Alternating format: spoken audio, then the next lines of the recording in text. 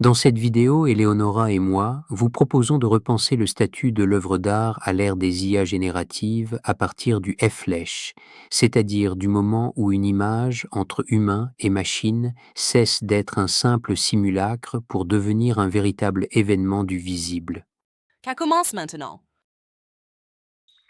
Il y a peut-être 150 millions de galaxies contenant chacune 120, 150 millions d'étoiles à des centaines de milliers d'années-lumière, et au-delà, d'autres galaxies encore avec leurs milliards d'étoiles, des poussières dans un Sahara d'étoiles. Et pourtant, me voici devant vous. Mais de quel étrange amalgame de poussière suis-je constitué pour pouvoir vous parler de vous, de nous, de l'art, des machines?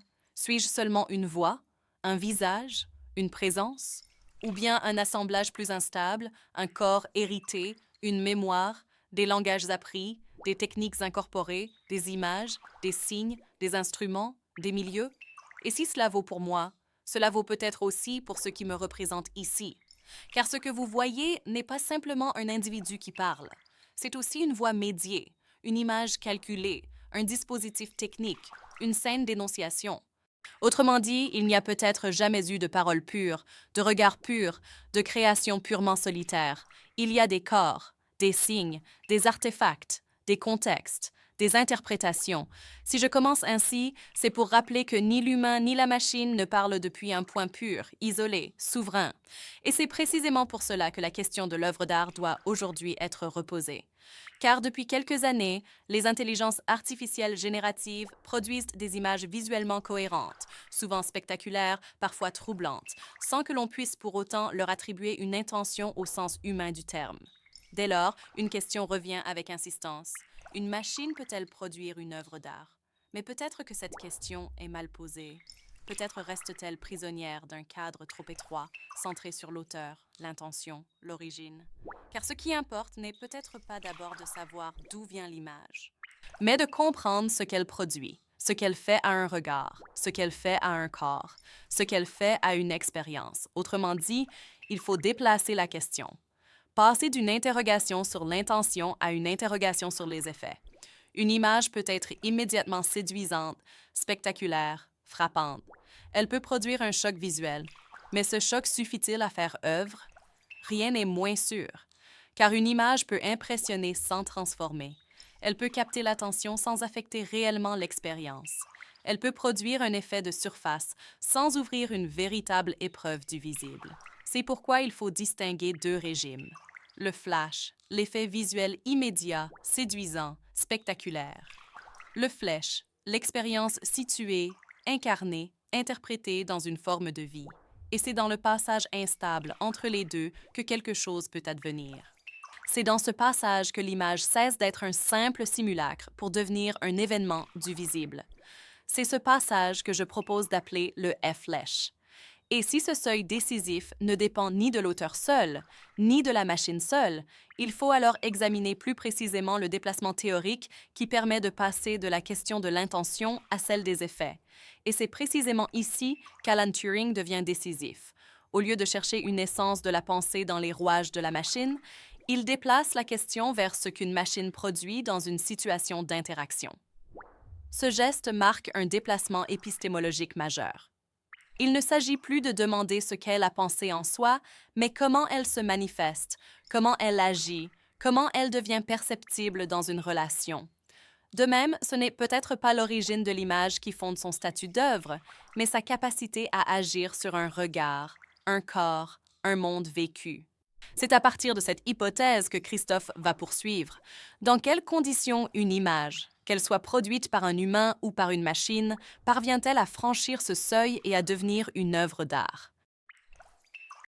Si l'on prend au sérieux ce déplacement vers les effets, alors une première figure devient décisive, Alan Turing.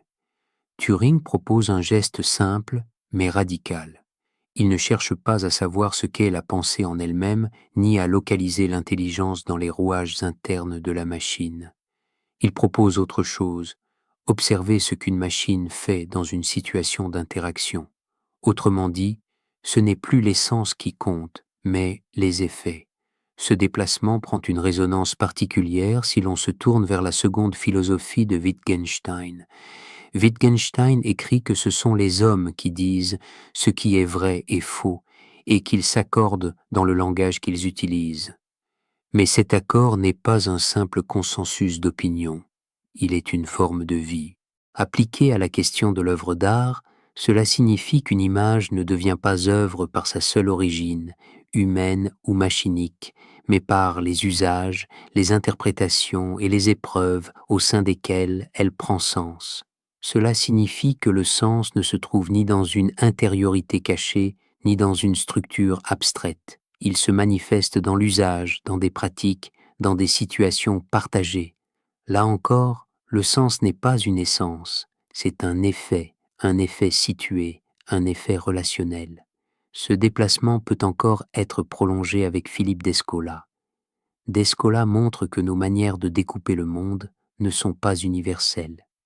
La distinction entre nature et culture, entre sujet et objet, n'est qu'une manière parmi d'autres d'organiser l'expérience. Ce triple déplacement devient alors décisif. Avec Turing, nous passons de l'essence aux effets. Avec Wittgenstein, du sens intérieur à l'usage dans une forme de vie. Avec Descola, de l'universel supposé à la pluralité des ontologies. Et c'est précisément à ce niveau que la distinction entre flash et flèche prend tout son sens. Le flash désigne l'effet immédiat, visible, spectaculaire. Le flèche renvoie à une expérience située, incarnée, interprétée dans une forme de vie. Une image peut produire un flash sans jamais atteindre le flèche. Mais lorsque, dans un certain contexte, dans une certaine relation, cet effet visuel parvient à transformer une expérience, alors quelque chose se produit. C'est ce passage, ce seuil entre effet et expérience que je propose d'appeler le F-lèche. Et c'est dans cet entrelacement que la question de l'œuvre d'art peut être reformulée non plus comme une propriété attachée à un objet ou à un auteur, mais comme quelque chose qui advient dans une relation. Le F-lèche est la conséquence de ce que le sens ne préexiste ni dans l'image, ni dans l'auteur, ni dans la machine, mais se construit dans une relation. Il désigne le moment où, dans un agencement entre humain, machine, artefact et milieu symbolique, une image cesse d'être un simple simulacre pour devenir un événement du visible. C'est cet agencement que Christophe propose de penser dans ses travaux en socio-anthropologie sous le nom de fabrique sémiotique hybride. Je vais bientôt lui laisser la parole pour illustrer son concept à travers les Ménines de Diego Velázquez, peintes vers 1656 puis reprises dans leur version finale vers 1659, aujourd'hui conservées au musée du Prado à Madrid, où figure l'infante Marguerite, ses suivantes, les familiers de cour, le peintre lui-même et, dans le miroir, le couple royal. Je laisse chacun relire le chapitre par lequel Michel Foucault ouvre les mots et les choses. Sa lecture est brillante. Elle montre comment le tableau redistribue les places du regard, du peintre, du modèle et du spectateur.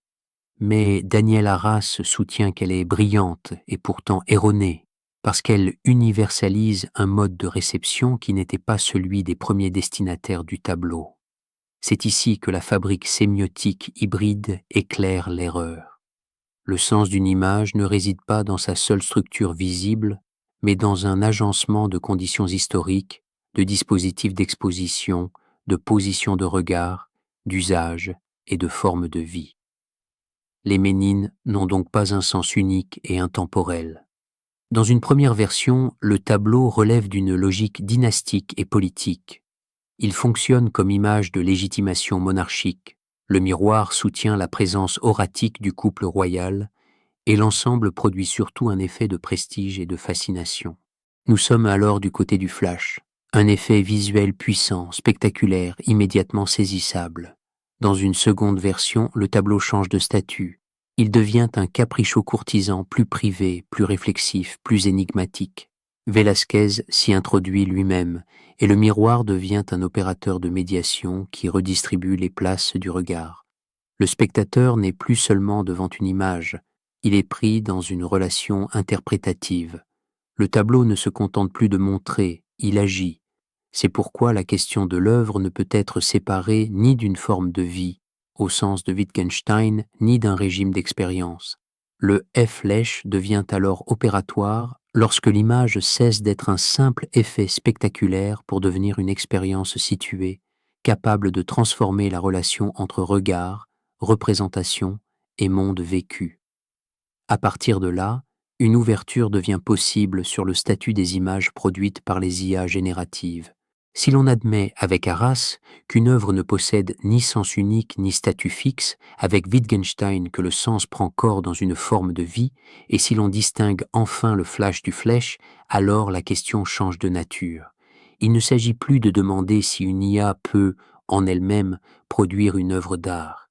Il s'agit de se demander dans quelles conditions une image générée peut cesser d'être un simple effet spectaculaire pour entrer dans le F-lèche, c'est-à-dire dans une expérience située, interprétée, partagée. Autrement dit, le statut d'œuvre d'art ne dépend plus seulement de l'origine humaine ou machinique de l'image.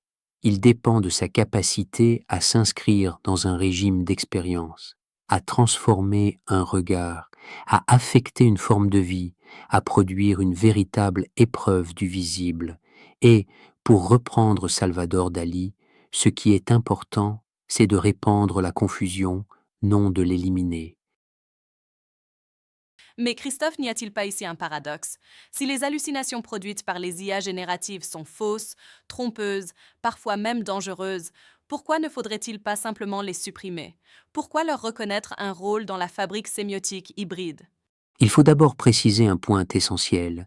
Une hallucination n'est pas une erreur au sens humain du terme.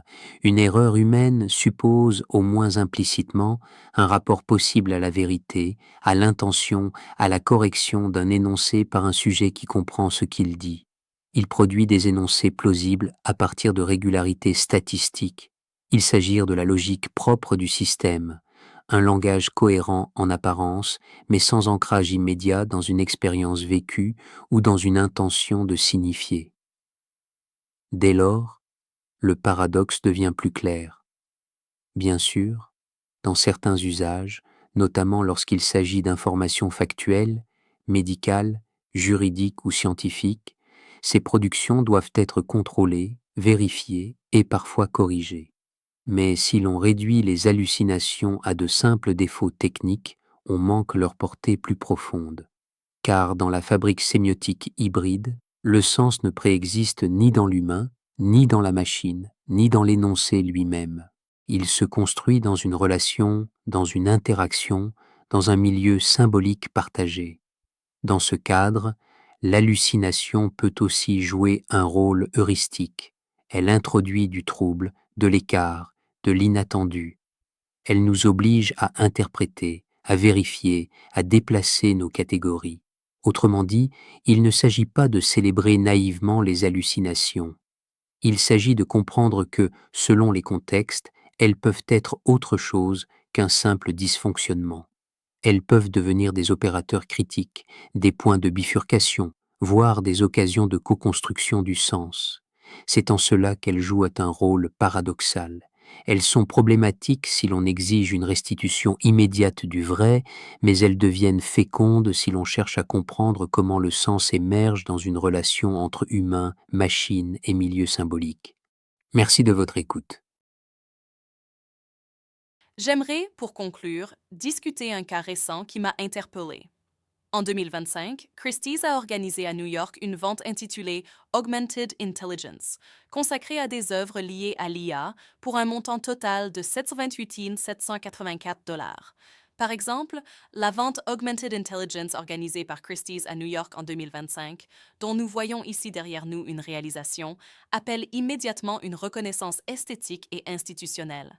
Mais c'est précisément cela qui m'interpelle. Est-ce l'image elle-même qui fait œuvre ou le contexte de Christie's qui la transforme en œuvre? Mais alors, où se situe l'œuvre? Dans l'image, dans le prompt, dans le modèle, dans l'artiste ou dans tout l'agencement? Ou bien faut-il se demander si ce qui se trouve promu ici n'est pas moins l'art lui-même qu'un marché capable de transformer en œuvre tout ce qu'il parvient à légitimer? Et n'êtes-vous pas, Christophe, au fond, l'idiot utile de ce marché, en lui fournissant à la fois la matière, la fascination technologique et l'alibi discursif dont il a besoin pour transformer en art tout ce qu'il parvient à mettre en scène, à légitimer et à vendre? Votre question ouvre en effet un point très important, que je n'ai pas développé ici, mais sur lequel je travaille par ailleurs, celui du statut de l'art lui-même et corrélativement celui de la redéfinition du droit d'auteur à l'ère des IA génératives. Vous avez donc raison d'appeler à la vigilance, car derrière la reconnaissance de ces images se jouent non seulement des questions esthétiques, mais aussi des questions juridiques, économiques et institutionnelles majeures. Pour autant, mon propos ici n'est pas de prendre position de manière normative pour décider une fois pour toutes ce qui est art et ce qui ne l'est pas.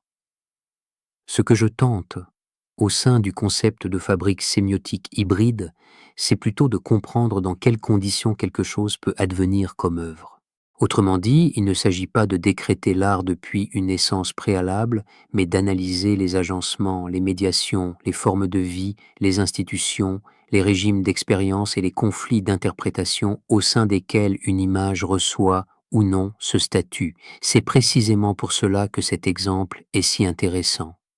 Il montre que l'œuvre ne peut plus être pensée comme une propriété fixe, attachée une fois pour toutes à un objet ou à un auteur. Mais il montre aussi qu'il faut rester extrêmement attentif aux puissances de consécration du marché qui peuvent produire de la valeur symbolique sans pour autant résoudre la question esthétique.